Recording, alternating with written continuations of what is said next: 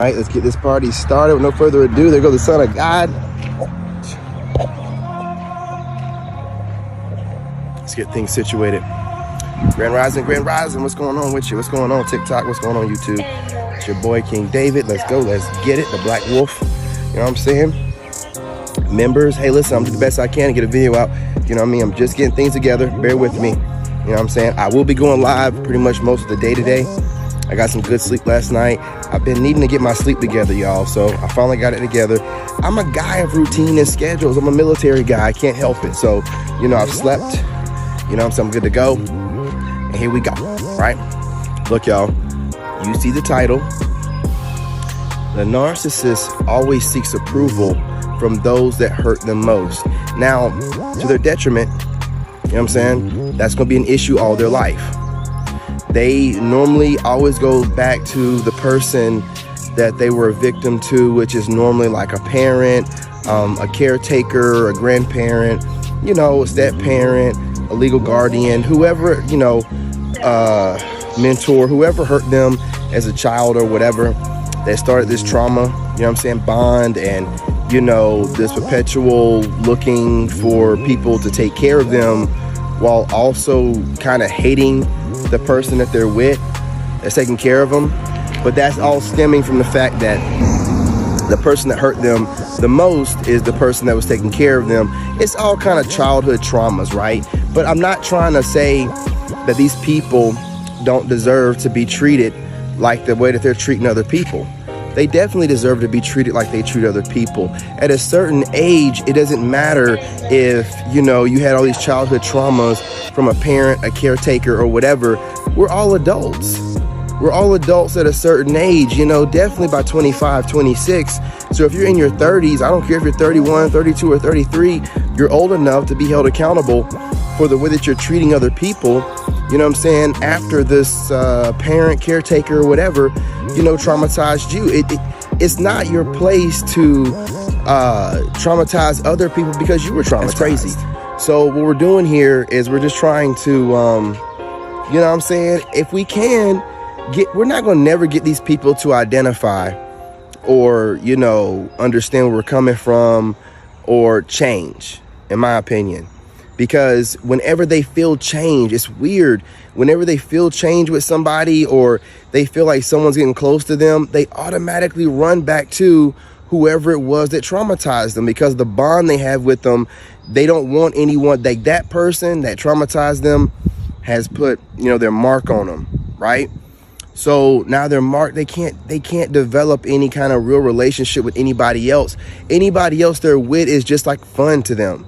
So they can go back to that person that traumatized them, and they'll always go back to them. And then they'll, you know, the person that traumatized them will talk bad about the person they're with, and they'll kiki and laugh about it. And they'll convince that, you know, narc, you know, that, you know, the person they're with or the person they're around or the person they like to be around ain't really all that they're cracked up to be. They're always doing this kind of stuff. But see, you got to blame the narcissist, though. You cannot blame the person they're going back to, because no one's making them go back.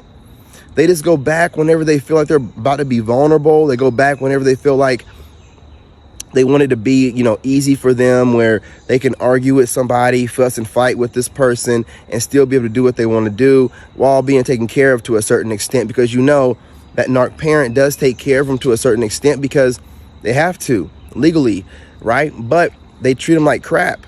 And then that person, that child narc, ends up developing this horrible, weird, you know what I'm saying, Stockholm syndrome thing, and develops the same characteristics of the person that traumatized them. So they're just the same person. And, you know, I don't care what you think. If you think back on the narc you're with, if you ever encounter the parent narc, they're just like them. They probably look like them too. They're just like them, the same. And see, I had multiple warnings about mine. I seen the wickedness in the mother. I seen the wickedness in her, you know, eyes going black, and the slanting of her eyebrows, like when she gets upset and the mask falls off. But I just thought that she wasn't like her, but that was me. You know what I'm saying? Wishing for the best. Well, I had all the signs in the world that she was just like her mother. I had all the signs in the world. They do put a crazy mask on for the person they're with. They don't show that side of them that's super wicked. I mean, we got in arguments or things like that, but you never really see that wicked side of them. They hide that until the final breakup. When they know that they're not going to come back, then you see the real them. Then you see who she was around, who she was talking about you around, how she was talking about you around those people, you know, and it makes sense why they hate you so much. It's like, oh, wow. You know, because they'll say the things they've been wanting to say, because these people are super toxic. So anytime they get into an argument, they want to spill all this toxic stuff out. Just say whatever and then try to apologize their way out of it. Or when their ego gets really big, they don't even want to apologize. They just want you to forget about it. Like, oh, let's just move on. Like, they just want to be able to do that because they do that with their parent. The parent that they do that with their parent. The parent and that child are arguing and screaming, but they make up because they're parent and child. Now, the relationship they have with their parent is really inappropriate. You know what I'm saying? In a lot of different ways, you know, pretty sick, you know, but I ain't gonna speak on that kind of stuff. Ain't got nothing to do with me. You know what I mean? I'm just glad I got out of it. I'm glad that I have no parts of that situation anymore. I ain't got to deal with neither one of them. You know what I'm saying? That's a blessing in disguise. It really is, because it's a weird situation where, you know, when you're with them, that they're going to get counsel from other people, which is strange, because if you're getting counsel from other people, you're never using your own moral compass. And how do we know that that person that they're going to get counsel from isn't compromised? And you know that most of the people that they hang around don't like you. Most people that hang around narcissists are their flying monkeys and whatnot. They don't want that narcissist to make a new relationship with anybody. Period, point blank. And your light is so bright, every one of them can see it. So a narcissist don't want to be outshined. You know what I'm saying? That's one of the reasons why they end up developing hate for you. In the beginning, it's all admiration. They look up to you. Once they feel like they learn a few things from you, that admiration turns to envy, you know what I'm saying, and hate real quick. Real quick. They will treat you worse than they treat the people that they hate the most, you know, because they just, I don't know. That's why I'm saying a lot of times when a narc does a reverse discard, a narcissist always tries to make it seem like the empath or whatever just like left them and didn't. No, the narc did a reverse discard, you know what I'm saying? So they had already got a new person lined up. They had their things packed up. They've already talked to the family about it, you know, so you can see, well, if you're any kind of empath, you can see all this stuff going on. And you're like, I know these fools don't think I can't see that they're all conspiring together, and she's always sliding off to the side and on the phone smiling and stuff. You think you're gonna fool me into thinking you ain't got a whole situation where, man, I caught this person one time before, you know, we finally, you know, got all our stuff separated, and she drove to Maryland and I stayed in South Carolina. She was walking the dogs, you know what I'm saying, before she got ready to leave, and she was playing on her phone, and she was smiling so hard. The smile, she was talking to somebody, whoever she was, you know, her lover or whatever, but she was around the backside. She didn't know I was looking out the window. She was smiling. I hadn't seen that woman smile like that in years. I hadn't seen that woman smile like that since before her baby father died. Like, I have not seen that woman smile like that in a long, like, that smile was like, yo, this chick is in love with somebody else, and that person's saying some good stuff on the phone. But it's crazy like that. But I caught it. I caught it right before she got in the rest of her stuff. Like I told y'all before, I had one AirPod Pro. She had her own set, and she stole that to give it to her lover. You know what I'm saying? Like, that's how diabolical they are. Like, she's like, nah, I ain't gonna leave you nothing. And I let her take everything. I let her take everything, because that material stuff, I always get it back. I'm super blessed by God, especially when it comes to money and material stuff. So I don't worry about it. But when you're broke, you've never had nothing, and you know that you're about to go somewhere where you're not gonna have nothing, and apparently whoever she's with, she has to put on a show, you know, that she has all this stuff and she can give them all this stuff. Well, here's the thing about it. I know I'm the money maker, so I knew that stuff and that money would run out, and the real her would be shown. And then they got to deal with all of that, and it's going to all fall apart, right? I didn't put on no show. I went ahead and went from, you know, rags to riches, you know what I'm saying? And I knew that my testimony would be the trailblazing story that gets me where I need to be at, as far as, you know, finances, riches, and fame. So while all this stuff that she was doing to try to destroy me, in the back of my mind, God was like, this is going to make one hell of a story. This is going to make one hell of a movie.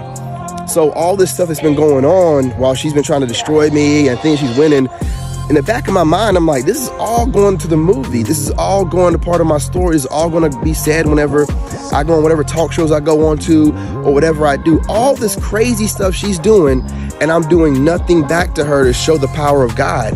I'm not doing nothing back to her, the people she sent. But what she does is she's a victim mentality person. She goes and gets people upset and make them turn on people that they don't even know, which they're idiots for doing in the first place. And then she sits back and let other people do stuff for her, and they laugh and kiki and, oh, look at him, he looks, yeah, your grandpa, husband, all this all weird stuff. Like she's only 7 years younger than me, man, and we're both in our 30s, so I look younger too. But that's just the way these goofies are, right? It's all about that kind of stuff. They really do hate you. But their hate for you is the way they show love. It's weird, but they really do dislike you. It's everything about you. It's your light. You know what I'm saying? It's the way that God works everything out for you. It's the way you never have to compromise yourself to get what you want. Never. And they have to compromise themselves all the time. That's all they do, right? They got to compromise themselves so much. They're like drunk all the time, you know what I'm saying? Or, smoking too much and high all the time, and just stay in this state all the time because they're so miserable. They're so miserable with their life. So, and then when they're in this drunken state or, high out their mind or whatever, they're doing this weird stuff, having threesomes and all this weird sex they're going to regret later. You know what I'm saying? Messing around and getting STDs and stuff, doing a lot of stupid stuff while they're intoxicated or under the influence that they're going to regret. But they're doing that because they don't want to think about, their life and how miserable they are from all the memories and the traumas they've never gotten over. So they got all these different soul attachments and trauma bonds, with different people, soulmates with different people, an inappropriate, weird relationship with their parent, super weird, super weird. They don't know what to do. You know what I'm saying? So trying to destroy you, this pure person that hasn't seemed like they've done anything wrong to anybody. They feel like you're kind of gullible, and they're like, how are you gullible and all this and that? And you've never had any problems. Like I've had problems all my life. I just and that and the third, man, you've had problems too. You're just not a victim mentality person. That's life. So you don't sit here and blame your parent for the rest of your life or however strict that parent was. You get it out, you say what you have to say, and you move on. It was a different time back then, so parents are going to be a little bit different. When you got this victim mentality type of person, which is the younger generation nowadays, they want to sit here and blame the parents and blame everybody and it's never no finger pointed at them or, well, what are you doing to cause, you to perpetually be put in situations where you're around the same type of people. You got to take some type of accountability at some point in time. Once you start doing that kind of stuff, right, you start saving yourself, which that's the problem with these narcissists. The parent or the guardian that weakened them or traumatized them, they're always looking for a parent or guardian type person to save them. And they never save themselves. And that's the reason why they're in the situation they are. Whereas you, no matter what situation you're put in, you always save yourself. You always save yourself because God is in you. Therefore, God is saving you, and you're saving yourself. You don't wait around for your codependency to have somebody come in and make you feel good for the situation you put yourself in. No, you fix that situation you put yourself in. You're not a codependent anything, and you're proud of yourself, and you can walk around with your chest out. You know what I'm saying? And be proud of what you do and how you move. You didn't wait on someone to come and save you. You didn't compromise yourself for that. Because once you start compromising yourself, you start doing stuff low vibrational. Because one compromise leads to another, then you start, thinking less of yourself. And next thing you know, you've done a lot of stupid stuff, accumulated a lot of bodies. You've done sat here and just, gang stalked and tried to traumatize somebody that's an ex of yours for no reason, for sheer entertainment. Only did it for entertaining the people they're around.